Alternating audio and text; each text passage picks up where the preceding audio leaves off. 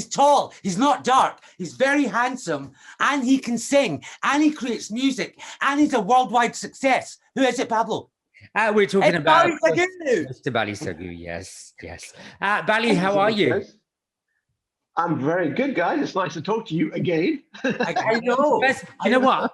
Can I just say, I've not noticed this before, but what's that tattoo going on your arm? Oh, this is just my kanda. I see. Got it done a while ago when I was out in New Zealand. Yeah. Beautiful day like this, man. You got to wear a t-shirt, you know? Well, yeah, I just about put some clothes on coming to do this interview. Anyway. Okay, let's not go there. Let's not go there. Okay, well, we're going to talk about your new album, which is at another level. It is called The Next Level. Wow. And I have to say, I went through it, and would I be right in saying this? There is something for everybody on that album, isn't there? Wow. I'm so happy you said that, because that was my main aim. Can I get all the genres and all the age groups and all the people around the world to connect as one and hopefully entertain them with something, no matter where you're from? And yeah, that's exactly what I try to do. But you know what, especially in this time and age, everybody wants to get together, and that album's got something for everyone, from your parents to your grandchildren to whatever. Well done. It was, man. You know what? It was like listening, like you're kind of going, it takes you down memory lane, but it's a kind of fresh memory lane because of the new material. And then you have some stuff that's completely now, not that the rest of the album isn't, but you can see the influences. And I have to say, there is a Bhangra track on there. And there's two Bhangra tracks.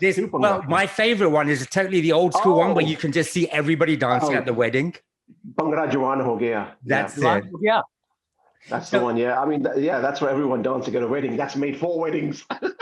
So, yeah, was that a conscious decision you made? You were like, you know what, we're going to come out of this, weddings are going to be kicking, and I want a track that's going to make everyone happy at a wedding.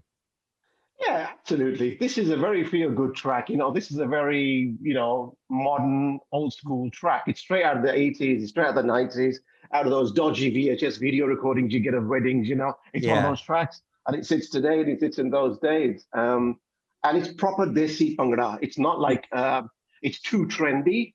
It's still for the Buddhas and the Buddhiya and the young guys and the old guys, everyone, It's like one of those feel-good Bhangra tracks. And the Dole guys, the Dolis, they would love playing along with this, obviously. What made you decide to go on this? Because it's like nobody's doing this now.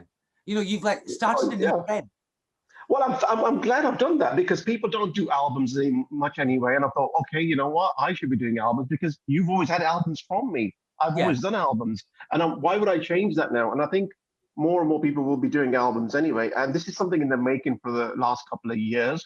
Right. And the biggest, hardest thing was, people are always expecting me to do the same thing that I've always done. And it's like, it's a shame, I can't keep creating those songs in that time and that era, because that was very special to you when you were at a certain point of your life and a certain track clicked to you. I mean, you can't keep telling every artist always, can you make that same track again? Or can you make that same thing again? And it's like, I wouldn't even want to try to do that. It's a very difficult thing to do. But I understand when people say, we want some Bhangra music, we want a bit of Bollywood, we want a bit of UK urban underground. So I kind of put all those things together. You want a bit of reggae, you want a bit of house. So that's what I've done. Well, there's also what I've kind of coined now, a bit of kind of cheekiness, some music cheekiness from you. So you're kind of taking us through this journey, right? Firstly, it's the wedding. It's the wedding. And then once the wedding's over, you get a track like Challi Pe Kianu. So that's a warning, isn't it? Wow. I'm amazed that you've actually said that as well. Yeah, I'm actually Pekianu. I mean, this is really hard Pindu Punjabi, but really on a different level. I mean, this is a completely, a mainstream track with a typical uncle, auntie having a little argument about, I'm leaving you. I'm going back to my parents' house. You're always drunk. You can't control yourself. Look at the state of you. Every night you're a drunk guy. See, I used to text Bally all the time when my parents were just at one. I was like, guess what he just said? So that's the story about Najali Bekianu. And I've completely twisted it, like made it into a very housey dance track straight from the UK. But it's a very hard Pindu song. And the singers themselves are like, wow, we didn't even sing the song like this, because when they sang it, they sang it to a whole different groove. I gave them a very typical Bhangra groove, because if I would have given them this beat, they would have been lost. They would have been totally lost. So I twisted it up and I stretched their voices, and then when they heard it, they were like, oh my God, we become gores now. It's very clever. I'll give you that. And it's very catchy. And you're right. Actually, culturally, it hones into how we know our parents. So many of us. Yeah, It's it's kind very of, you made me feel like my mom's got blonde hair and a wig with high heels. I can picture it. I'm telling you. It's very bubblegum. It's a very bubblegum song. I mean, yeah, it's a very bubblegum song, you know. So is Bhangra back now from the UK Bhangra sound, which is huge? Is that what you're recreating and get others to do? Because it seems to have died out here in the UK. Yeah, I mean that's a different level there completely. Really, I think that the UK Bhangra scene is actually non-existent, to be honest with you. We don't really do that much Bhangra anymore now. Everyone's become very, very more trendy now. Only a very few people do the real, very traditional Punjabi Bhangra music, and not just here. Same in India. Those guys out there, they've become very modern now. They've become very trap. They've become very sort of, we want to have all that Drake sound. We want to have all that R&B hip hop sound. So very few people are still coming up with very old school compositions, sounds, songs that are straight from 80s and the 90s that me and you were dancing to in our normal weddings and birthdays. So I think people hopefully will start doing that, because, it's always about people trying to change things and doing things. And I've never gone with trends anyway. I don't follow trends. I've always done what I feel that I enjoy doing. Bally, you don't follow trends. You make trends, man. You make trends. I do what I enjoy doing. If I want to do a sexual healing Indian style, I'll do it. If I want to do a very Sufi style song, I'll do it. That's why I can kind of touch a lot of audiences, from Pakistan to India to Bangladesh, and then you got the white, black American audiences. So there's a lot of age groups and people that I'm trying to cater for. If you like your really mellow, chill out songs, which is what I love doing, there's a few of them on the album. Not everybody likes chill out songs, but I do. You've got like, it's like Pyar Nahi Milna and Aaja Nachle, which is great. I love that track as well. But one standout, not that the album isn't standout, but you'll understand what I mean. If anyone knows me and they know my personality, it's slightly over the top.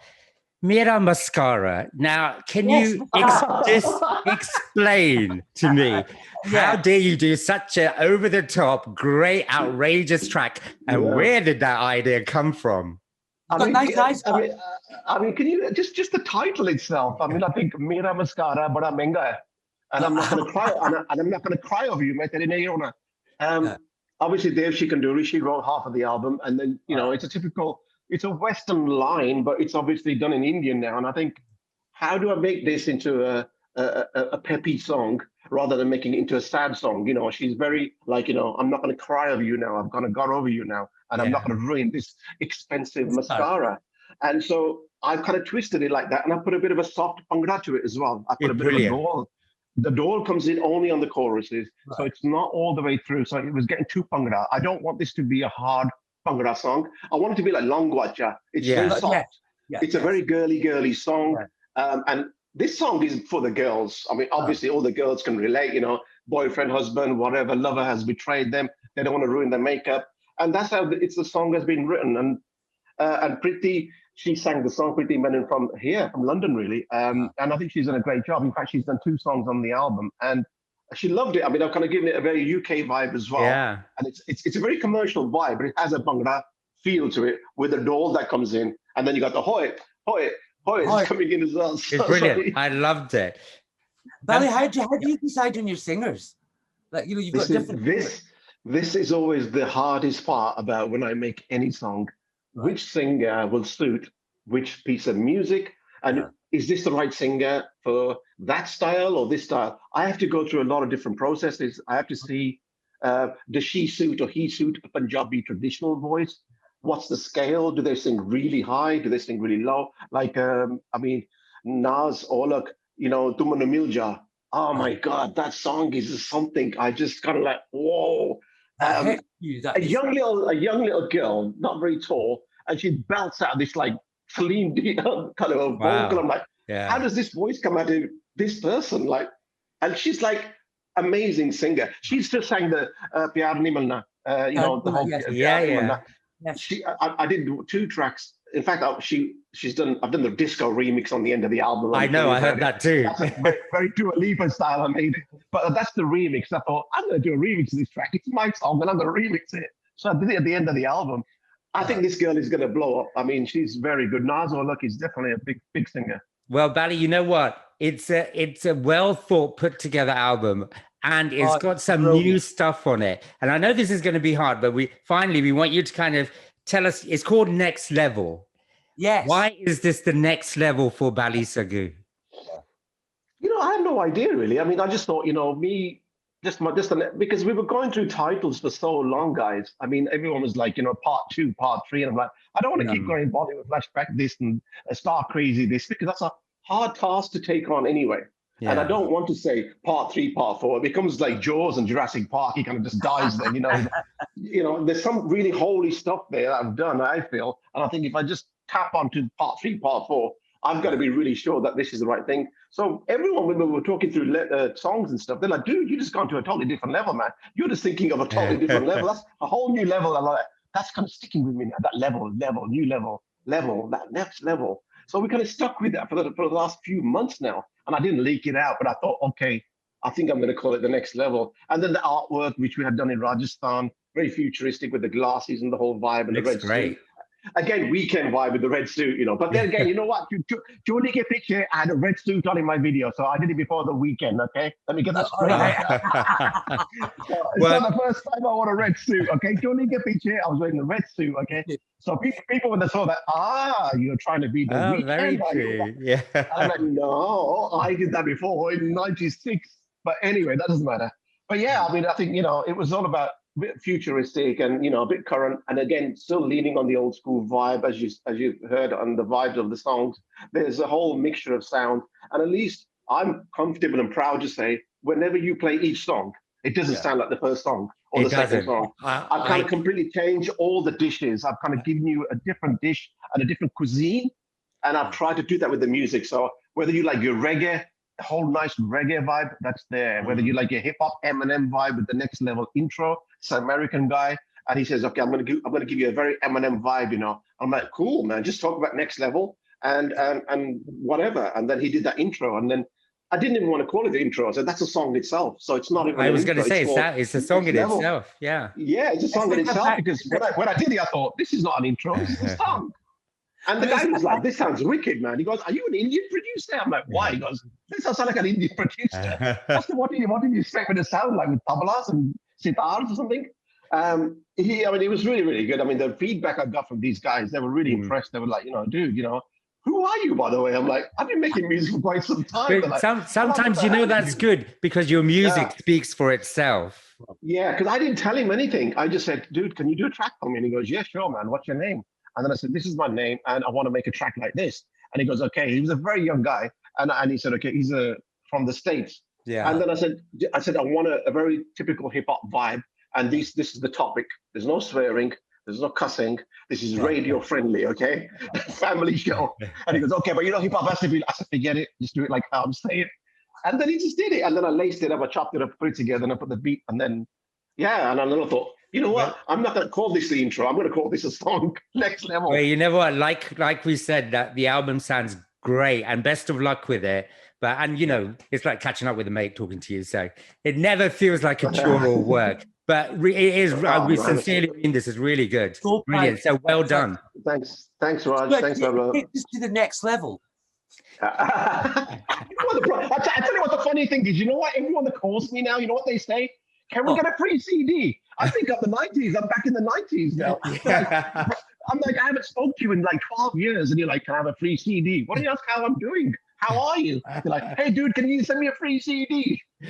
Thank God I didn't ask my next question. Bally, you take care. Yours is here, guys. It's there. It's in the post. Right, done. Look after yourself. Hey, guys. All right, bye-bye. Bye. Bally Sagoo there. Thank you. Oh, thank you. Ruckus Avenue Radio.